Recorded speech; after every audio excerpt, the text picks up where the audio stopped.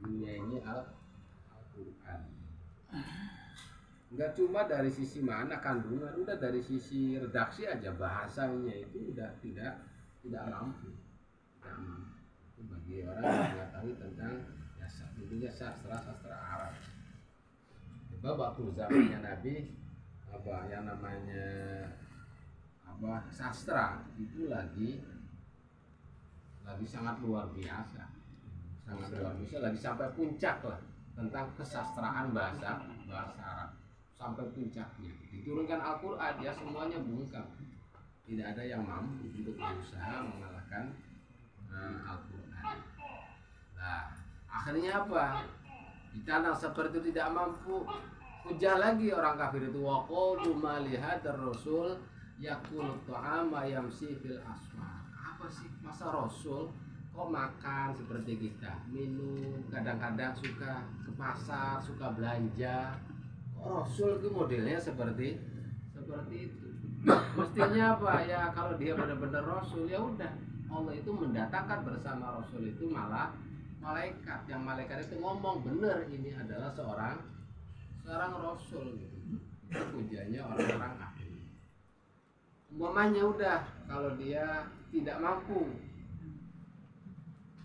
bersama Muhammad itu malaikat yang membenarkan tentang kerisalahan, kerasulan Nabi, kenabian Nabi, udah dia itu apa, nggak usah ke pasar-pasar, pastinya apa, di rumah aja udah datang rezekinya itu. Iya udah, tinggal belanja, nggak usah ke pasar-pasar nyuruh orang lain, nggak usah usaha. Ya Rasul kan seperti itu, kata Abu Jahal dan teman-temannya, kata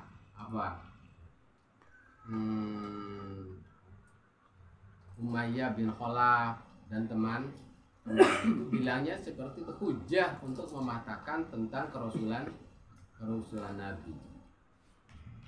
Dan juga siapa lagi itu teman-temannya Abu Jahal itu, Abu Jahal wa ashabi wa Nadhr wa ashabi wa Umayyah bin Khalaf wa ashabi, itu semuanya mengatakan seperti itu. Masa ada Rasul makan, minum, beristri, sering ke pasar. Rasul itu sering ke pasar itu. Bahkan kalau Nabi ke pasar belanja umumnya satu karung untuk istrinya, dibawa pulang. Itu ada sahabat Nabi digotong aja sama saya. Nabi nggak mau itu. Nabi nggak mau, udah dipanggul sendiri Nabi itu. Dipanggul sendiri belanjaannya itu. Ada sahabatnya, udah Nabi saya aja yang manggul, nggak usah. Bahwa pemilik itu lebih berhak untuk membawanya. Kata Nabi, itu milik saya, pemilik kamu. Milik saya, udah saya yang manggul. Dipanggul. Jadi tidak mengurangi derajat kerasulan kalau ada Rasul makan minum sering belanja di pasar. Wah, kalau ada umpamanya ada kiai yang sering ke pasar, ya Rasul juga sering ke pasar. Justru yang udah nggak usah ke pasar apa ya, di sini hujahnya orang-orang dolim itu.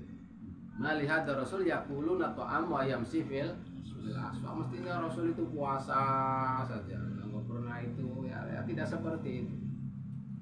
Itu mereka semua orang itu tidak mengetahui tentang sisi kemuliaan manusia. Dan juga yang namanya ini, dalil ini itu tidak boleh jadi hujah bahwa malaikat itu lebih tinggi derajatnya daripada manusia, itu tidak bisa. Nah ini ucapan orang kafir. Walaupun orang kafir yang hujah yang dibatalkan oleh Allah. Nggak bisa bahwa malaikat itu lebih tinggi derajatnya dari manusia, tidak bisa. Justru ini kata-kata orang kafir yang dibatalkan kebenarannya oleh Allah. Maka justru para orang kafir itu tidak mengetahui tentang jati diri kemanusiaan yang sempurna. Bila mana seorang udah sempurna, itu derajatnya bisa melebihi malaikat. Dan derajat sempurna melebihi malaikat tidak harus dia tuh udah tidak ke pasar lagi, udah tidak makan lagi, tidak harus gitu tuh. Orang yang hebatnya derajatnya orang yang melebihi malaikat itu harus tidak makan-makan, tidak ke pasar-pasar, tidak seperti itu. Bisa orang makan, minum, ke pasar, beristri, tapi derajatnya melebihi malaikat. Melebihi malaikat. Ya, kata orang kafir kan mestinya apa Rasul itu ada kanzun. Nah, kalau itu udah yang namanya rezekinya itu nggak perlu hayang keloyong gitu, nggak perlu berkanan, nggak perlu kemana-mana udah. Minas ya langsung dari atas, minas sama. Yulqa ilaika zu minas sama yunfiqu wa yahtaju ila masyi fil aswaq. Dia tidak memerlukan lagi untuk pergi ke pasar li talabil ma'as, untuk mencari rezeki kehidupan. Oh takuna lahu jannah yakulu minha, atau dia dikasih apa perkebunan yang luas yakulu minha, yang dia ya cuma ada yang ngurus, terus dia cuma pengambilan dari situ, makan minumnya ya Rasul itu pantas-pantasnya seperti itu. Ya tidak seperti itu kata Allah. Wa qala dzalimun. Akhirnya apa? Nah, itu Allah dan itu adalah kata-kata orang zalim. Bahwa mereka tidak tahu sejatinya yang namanya manusia kalau udah sempurna, udah potensi yang ada dalam dirinya itu udah tergali semua. Wa qala dzalimun in tatabuni illa rajulam masuro. Karena kejahatannya kata orang kafir, karena kejahatannya Muhammad itu yang aku seorang rasul, sering pergi bolak-balik ke pasar. Terus makan, minum. Berarti kalau kalian mengikuti dia, berarti kalian mengikuti rajulam masuro, laki-laki yang terkena sihir, laki-laki yang akalnya udah rusak. Undur kaifa darabu lakal amsal fadallu wala yastati'una sabila. Coba kalian perhatikan betapa mereka buat perumpamaan terhadap diri Nabi. Nabi itu adalah orang masuk, orang yang terkena sihir, orang yang akalnya udah rusak. Nabi itu mestinya kalau benar-benar Rasul tidak perlu ke pasar. Nabi itu kalau benar-benar seorang Rasul mestinya itu nggak suka makan, nggak suka minum. Ini masih makan, masih minum. Ya apa bedanya dengan kita semua? Itu kata hujahnya orang-orang kafir. Akhirnya dengan dia berpikir seperti itu, fadallu wala yastati'una sabila, mereka tersesat untuk mendapatkan hidayah. Maka mereka tidak ada kemampuan untuk menempuh jalan hidayah. Dan mereka pun dengan hujah seperti itu sama sekali tidak ada kemampuan untuk bisa menurunkan derajat Nabi itu sendiri. Dan ini pelajarannya sebenarnya sangat banyak gitu. Sangat banyak. Kenapa sih? Udah nanti aja. Tabarakalladzi ta insya'a ja'ala laka khairan min dzalik jannatin tajri min tahtiha anhar wa ja'al laka qusura. Lah, Maha Agung zat yang mana dia telah, kalau dia kehendaki, Allah menghendaki, Nabi itu dikasih yang lebih baik dari apa yang mereka inginkan. Nabi tidak makan bisa saja itu. Bisa saja kalau Allah menghendaki. Nabi dikasih pembendaraan yang banyak, dijamin itunya apanya, rezekinya dari langit. Allah bisa lebih dari itu. Wal bustan, Nabi itu apa, banyak kebunnya, banyak apanya, akhirnya tidak memikirkan untuk masalah manusia. Ya sangat bisa sekali kalau Allah menghendaki.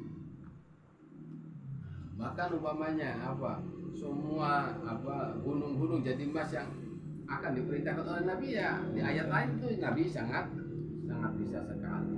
Allah menghendaki seperti itu. Tapi Nabi ditawarin itu, beliau tidak mau. Saya tidak mau. Saya ingin semuanya jadi tabungan akhirat. Jadi wal makna gitu. Wa inna ma tata'allaqu iradat liqoni faniyan. Kenapa sih Nabi itu tidak dijamin? Makanya oleh Allah itu langsung dijamin. Atau Nabi itu untuk makannya itu tidak perlu repot-repot. Ini mah seperti kita-kitaan. Lam yaj'al al-fani jazaan ahbabi. Sebab Allah itu tidak menghendaki sesuatu yang rusak dunia ini itu jadi balasan bagi kekasihnya. Tidak mau bahwa itu. Lam yaj'al al-fani jazaan ahbabi li anna dunya daru mamar la daru horor. Bahwa dunia itu daru mamar, la daru horor. Negeri yang cuma sekedar lewat, bukan negeri untuk tempat tinggal. Tapi kita pengennya menganggap dunia itu tempat tinggal. Ya akhirnya kudu serba fasilitas, serba ada, serba apa, tidak seperti itu. Sebab yang namanya dunia itu adalah daru mawar, daru negeri lewat lama. Halalu hisab wa haramuha. Umpamanya kita dapat halal banyak harta, ada bisa, apalagi dapat haram ada, yang sekedar kita lewat padahal kenapa seperti itu. Wa khasya subhanahu wa ta'ala ayyuki habibihi, maka sangat disucikan Allah menjatuhkan kekasih-kekasihnya, terutama para nabi itu ada dalam dirinya itu hisab atau iqab, maka nabi dilepaskan.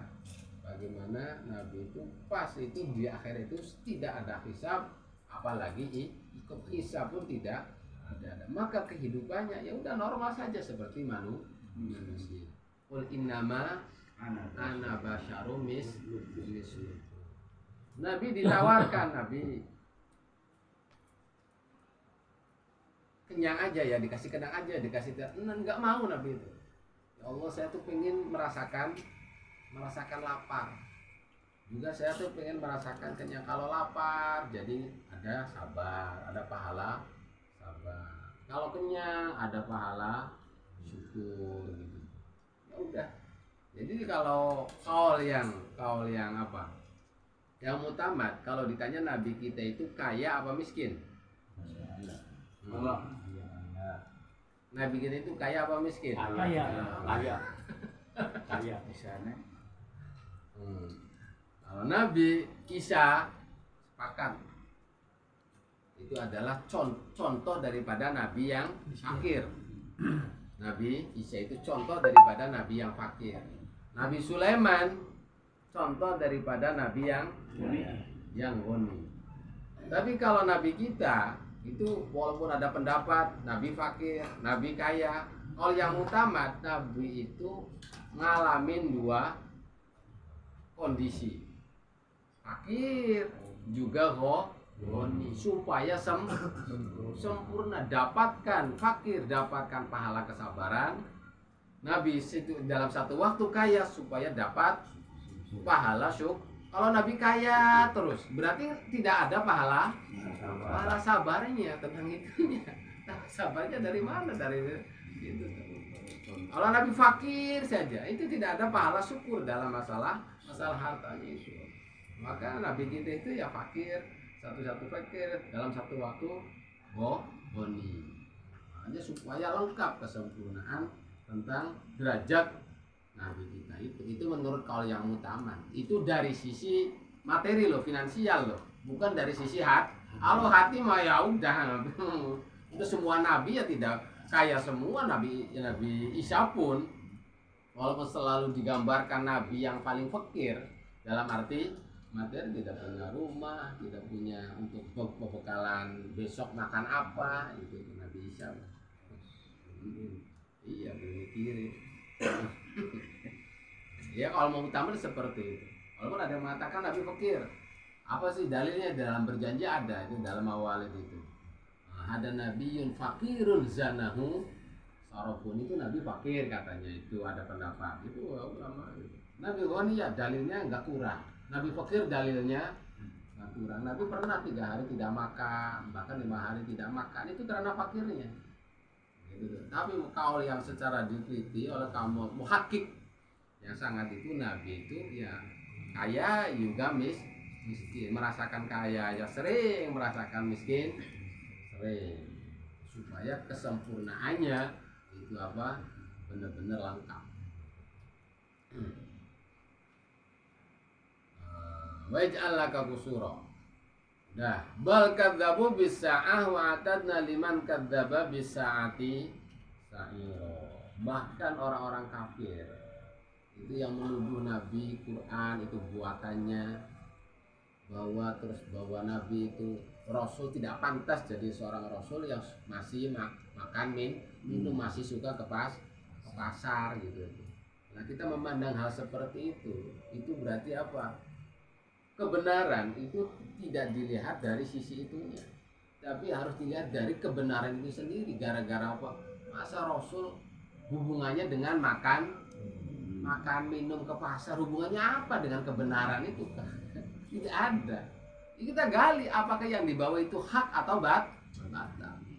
Bukan dilihat dari makan minumnya atau sering ke pasar aja. Kita itu sering kali dalam memandang sesuatu itu dilihat dari itunya.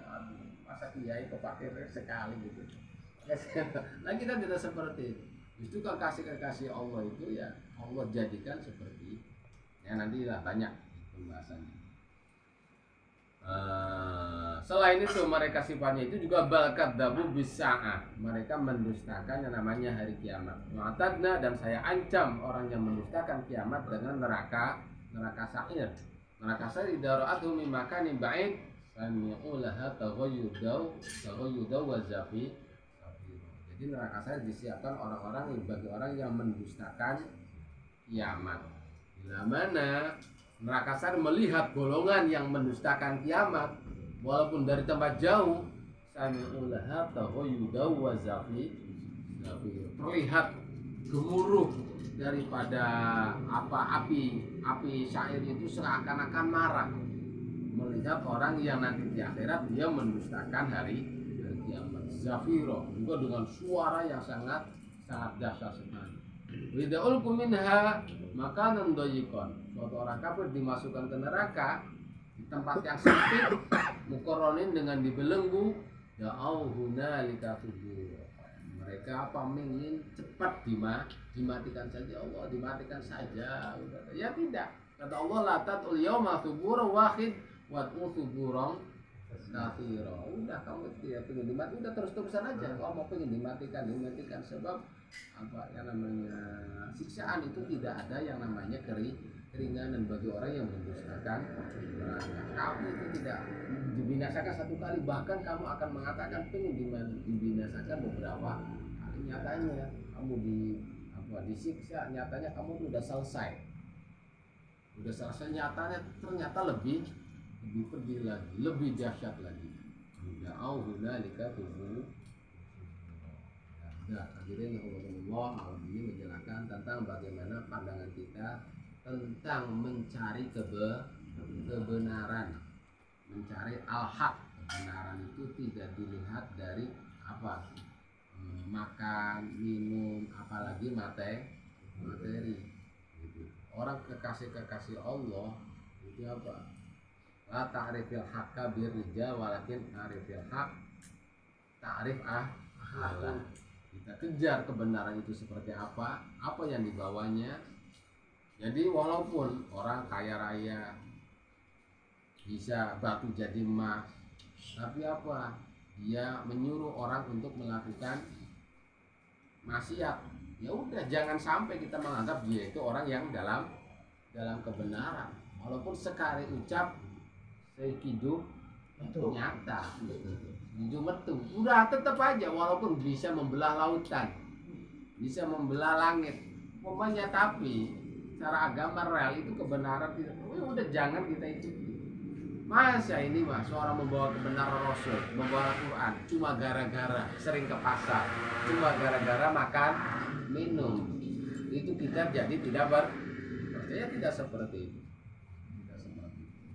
Jangan sampai kita berhujah seperti hujahnya orang dolim, salah dalam menempatkan sesuatu. Wallahu alam. Ya.